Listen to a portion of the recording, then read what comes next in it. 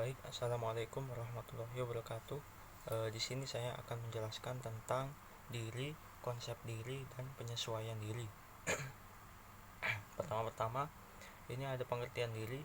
Diri atau sering disebut juga self, ini merupakan suatu bagian yang sangat penting dalam setiap pembicaraan tentang kepribadian manusia.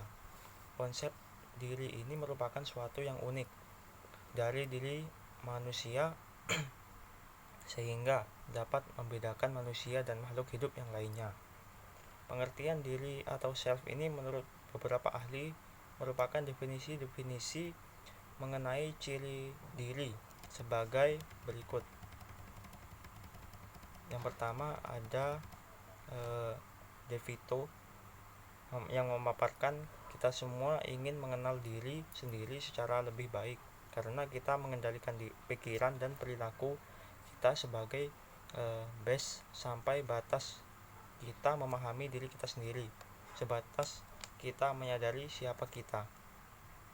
Sangat cukup beralaskan De Vito menegaskan bahwa semua komponen tidak komunikasi. Yang paling penting adalah diri. Siapa Anda dan bagaimana Anda mempersiapkan diri sendiri dan orang lain akan mengaruhi komunikasi Anda dan tanggapan dan terhadap komunikasi orang lain. Yang kedua adalah William James.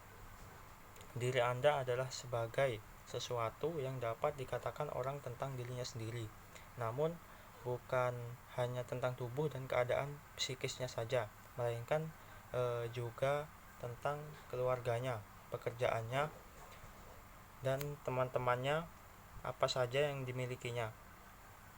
Kalau yang dimilikinya itu baik, maka ia akan merasa senang dan bangga. Namun jika yang kita miliki itu bersifat buruk, maka kita akan merasa kecewa, tidak puas, dan lain-lain. Kemudian ada J.M. Baldwin.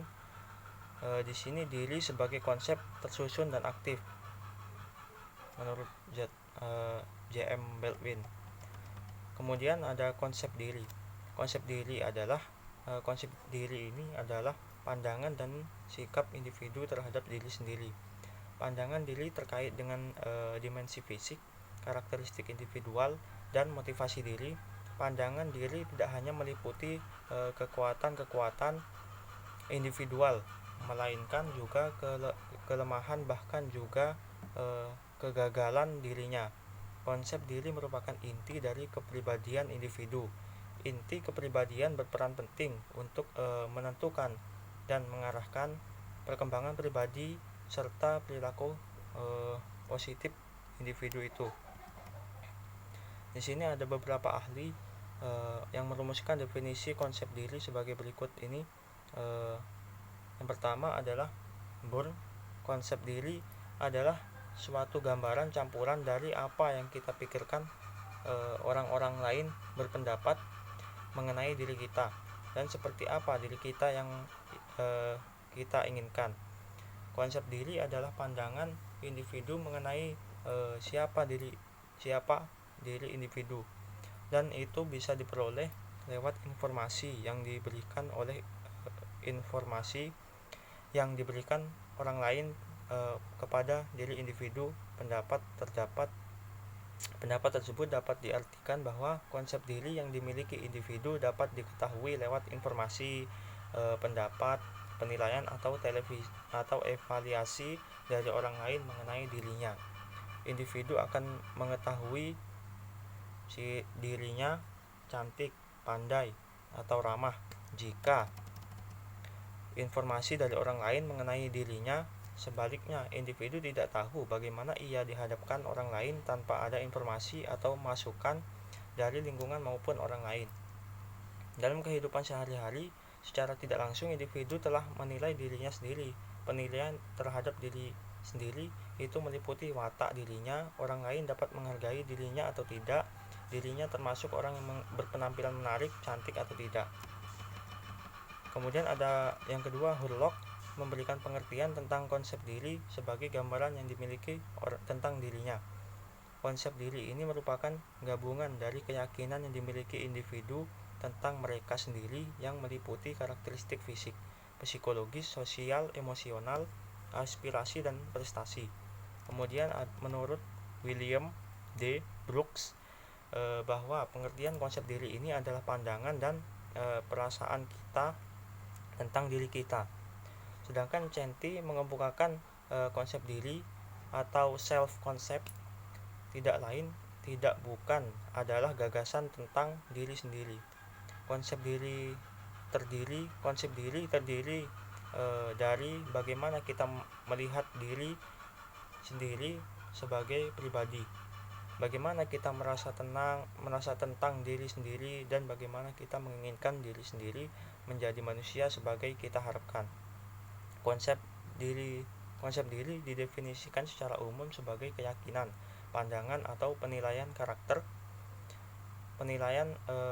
seseorang, perasaan dan pemikiran individu terhadap dirinya yang meliputi kemampuan, karakter, maupun sikap yang dimiliki individu. Konsep diri merupakan penentuan sikap individu dalam bertingkah laku. Artinya, apabila individu cenderung berpikir akan berhasil, maka hal ini merupakan kekuatan atau dorongan yang akan membuat individu menuju kesuksesan. Sebaliknya, jika individu berpikir akan gagal, maka hal ini sama saja mempersiapkan kegagalan bagi dirinya sendiri. Dari beberapa pendapat di atas, maka dapat disimpulkan bahwa pengertian konsep diri adalah cara pandang secara menyeluruh tentang dirinya yang meliputi kemampuan yang dimiliki, perasaan yang dialami, kondisi fisik dari dirinya maupun lingkungan terdekatnya. Kemudian proses perkembangan konsep diri. Ada dua hal yang mendasari perkembangan konsep diri. Yang pertama adalah pengalaman kita secara situasional. Kita melihat dari pengalaman-pengalaman yang datang pada diri kita. Jika pengalaman tersebut bersifat positif atau sesuai dengan konsep diri kita, maka secara rasional dapat kita terima. Namun, jika pengalaman itu tidak sesuai dengan konsep diri kita, maka secara rasional tidak dapat kita terima. Setiap individu pasti ingin memperbaiki pengalaman agar menjadi lebih baik di hari kedepannya. Dari pengalaman ini, maka kita akan menjadi lebih terbuka untuk mengubah nilai-nilai dan mengubah konsep diri kita.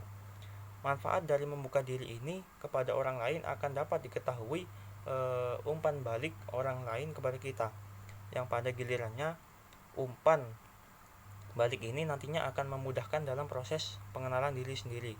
Dengan demikian, hasilnya bukan saja dapat merasakan kelemahan yang ada pada diri kita, tetapi juga dapat memperbaikinya. Kemudian yang kedua, interaksi kita dengan orang lain. Kita hidup di dunia ini tidak lepas dari peranan orang lain. Kita sebagai makhluk sosial tidak dapat hidup sendiri. Pasti kita membutuhkan orang lain. Dengan kata lain, kita hidup di dunia ini selalu berinteraksi dengan orang lain, di mana dan kapanpun kita berada. Dalam interaksi tersebut memunculkan usaha mempengaruhi antara kita dengan orang lain. Dalam hal ini, konsep diri berkembang dalam proses saling memengaruhi. Beberapa pendapat di atas menunjukkan bahwa diri kita tidak ada atau belum ada pada saat manusia itu dilahirkan. Diri itu terbentuk dari hasil hubungan dengan orang-orang dan lingkungan sekitar. Dengan demikian, diri itu adalah semua ciri, jenis kelamin, pengalaman, sifat, latar belakang budaya, pendidikan yang melekat pada diri manusia. Semakin dewasa, maka dia mampu menggambarkan diri sendiri. Kemudian di sini ada faktor yang memengaruhi konsep diri. Diri itu belum ada sejak kita pertama kali dilahirkan. Namun diri itu terbentuk dari faktor lingkungan sekitar kita. Kita saat ini ketika kita pertama kali dilahirkan, kita tak berdaya dan selalu tergantung terhadap orang lain. Namun kita memiliki keyakinan seperti halnya seorang bayi, ia menangis saat dia lapar. setelah dia menangis, maka si ibu akan memberikan susu. Dan si bayi itu jika dia lapar, dia akan menangis dan dia yakin jika dia nangis maka ibunya akan memberi ia susu. Maka dari itu ia mendapat pandangan baru. Ia mencoba batas-batas kesanggupannya, dia mampu membedakan orang dan barang dan perbedaan dirinya sendiri dengan orang lain. Perkembangan tersebut memengaruhi dirinya sehingga ia mempunyai perasaan. Kemudian penyesuaian diri.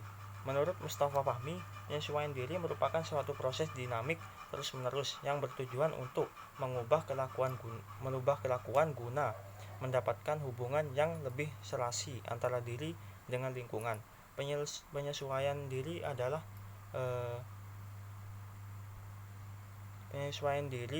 adalah faktor yang penting dalam kehidupan manusia. Penyesuaian diri mungkin saja berbeda-beda dalam sifat dan caranya. Sebagian orang ada yang menyesuaikan diri terhadap lingkungan yang dengan sukses. Namun sebagian lain ada yang tidak sanggup menyesuaikan diri dengan lingkungan ia sendiri. Mungkin itu saja yang dapat saya jelaskan. Kurang lebihnya mohon maaf. Wallahul muwaffiq ila aqwamit thoriq. Wassalamualaikum warahmatullahi wabarakatuh.